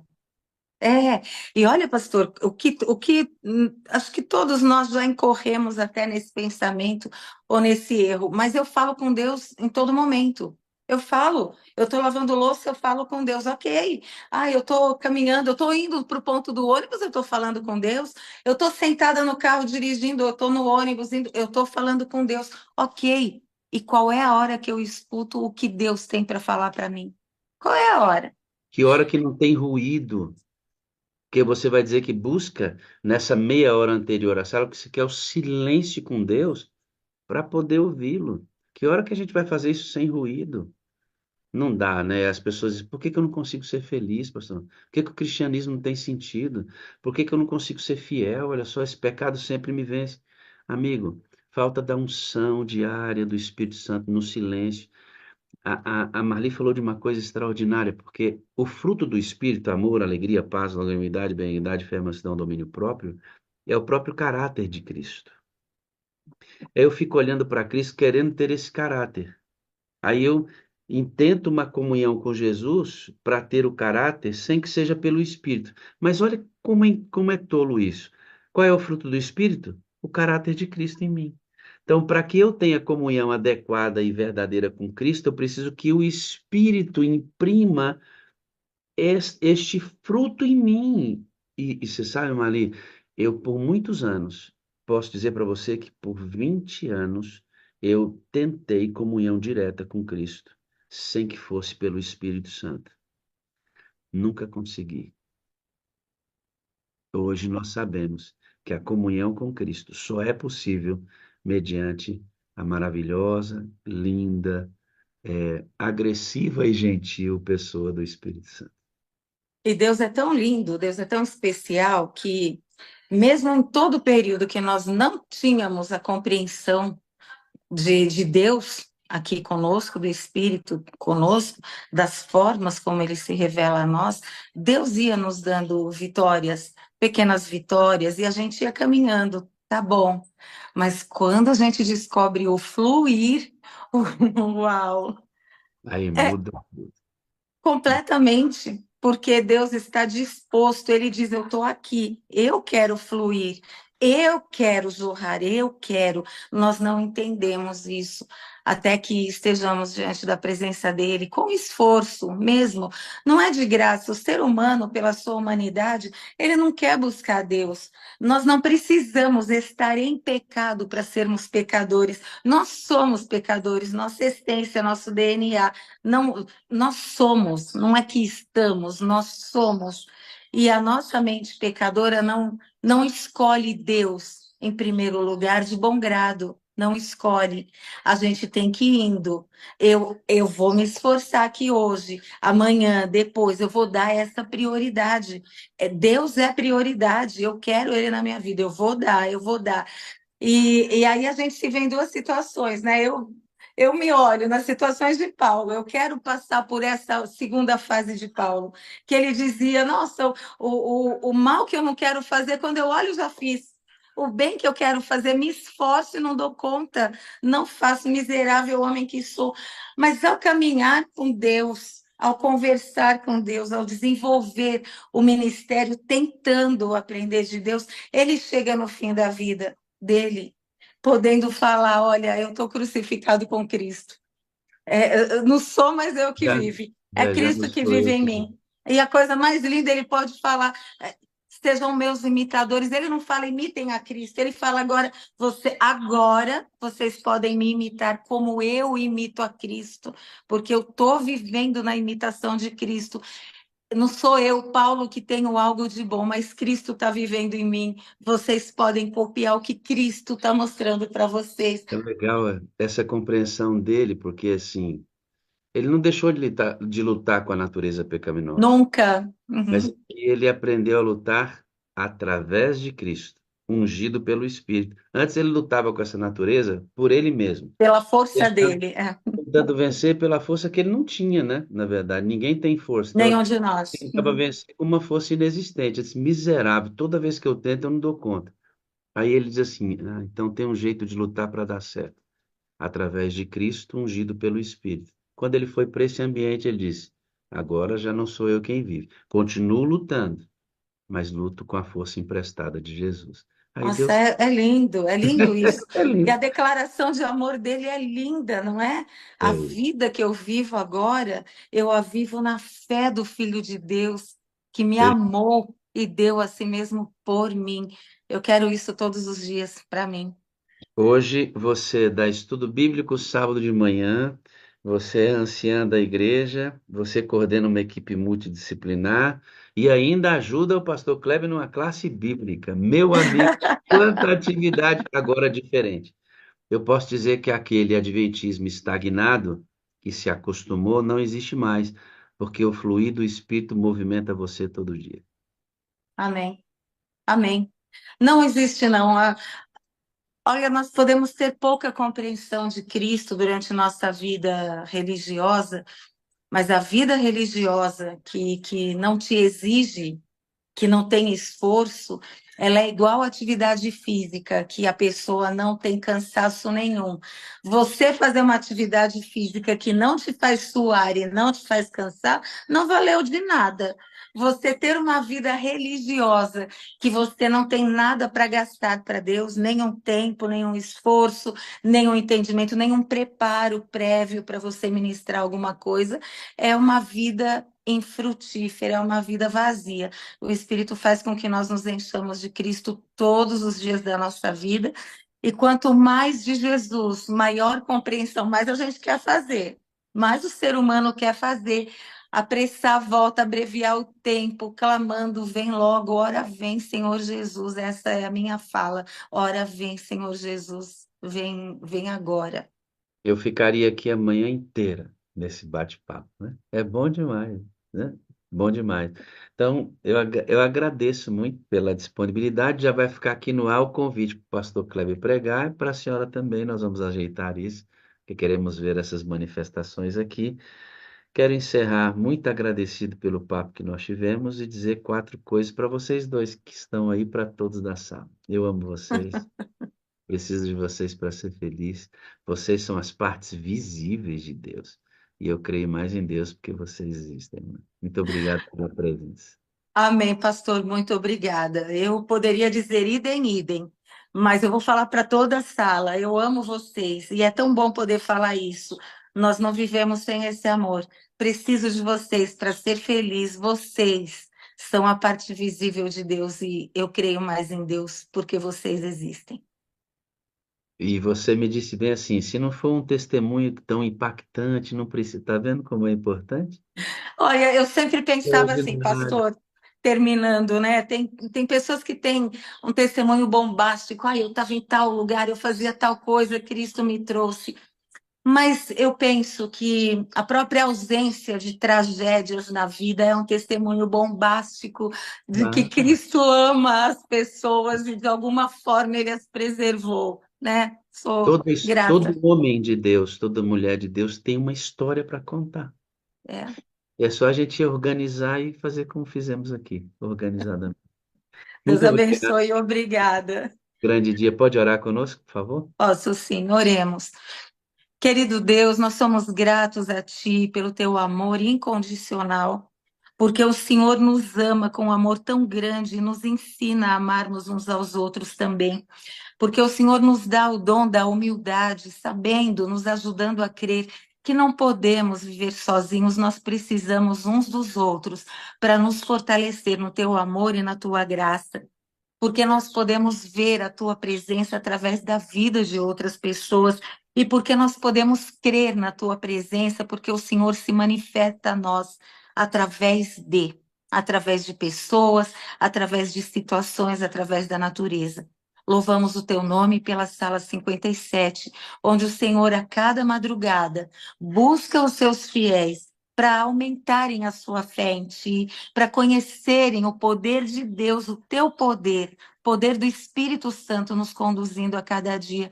Senhor, não olha para a nossa humanidade, mas nos enche, nos faz desejar estarmos cheios do Espírito de Deus, para termos entendimento, para termos sabedoria, para termos bons conselhos, para vivermos como resultado essas habilidades, esses dons. É, que o Senhor partilha conosco. Nós queremos isso a cada dia, por isso buscamos o teu poder, o poder do Espírito Santo a cada manhã, a cada madrugada. Senhor, fortalece nossa fé, fortalece nossa crença, nos ajude a desejarmos buscar a tua palavra a cada dia, porque não é nossa vontade, não é a vontade humana. Nos ajude a dedicarmos a ti o tempo maior que tivermos para te conhecermos cada dia mais, e faça os milagres que o Senhor puder e quiser na nossa vida. Nos prepara para o breve encontro contigo e nos dá um dia feliz na tua presença, na tua graça e no teu amor. Oramos em nome de Jesus. Amém. Amém, amém e amém. Eu vou chamar a Leila, que já está como anfitriã desta reunião. A Leila é a dona da pipoca. Bom dia, dona Leila, tudo bem? Abrindo o áudio. Bom dia, meu pastor. Agora sim, tudo bem? Que sala foi essa?